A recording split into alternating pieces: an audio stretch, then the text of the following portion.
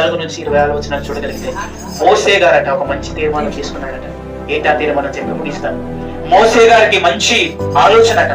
ఏ ఆలోచన ఎందుకు గుర్తుపెట్టుకోండి, ఐగుప్తు ధనము కంటే క్రీస్తు విషయమైన నింద గొప్ప భాగ్యము అని ఎంచుకున్నాడట. కనుక క్రైస్తవులను అయినందుకు మనం బాధ అనుభవించాల్సిన వారమే, శ్రమ అనుభవించాల్సిన వారమే, ఇబ్బందులు అనుభవించాల్సిన వారమే.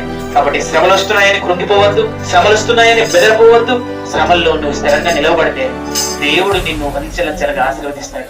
కనుక ఈ శ్రమల్లో ఎవరు నిలబడలేరు అంటే వాక్యము లేని వారు నిలబడలేరు, ప్రార్థన జీవితం లేని వారు నిలబడలేరు, దేవునితో అంటుకట్టిన జీవితం లేని వారు నిలబడలేరు. కాబట్టి శ్రమలో నిలబడండి. మీ కుటుంబాల్లో ఎన్నో శ్రమలు వస్తున్నాయి. మీ కుటుంబంలో, మన కుటుంబంలో, నా కుటుంబంలో, మనందరి కుటుంబాల్లో బాధలు వస్తాయి, ఇబ్బందులు వస్తాయి, సమస్యలు వస్తాయి. ఇవన్నీ ఎందుకు వస్తున్నాయి అంటే దేవుని కొరకు ఎదగాలనుకుంటున్నాం కాబట్టి ఇవన్నీ వస్తున్నాయని గుర్తుపెట్టుకోండి. ఇవన్నీ మనల్ని ఏమి చేయలేవు. దేవుడు మన వెంట మన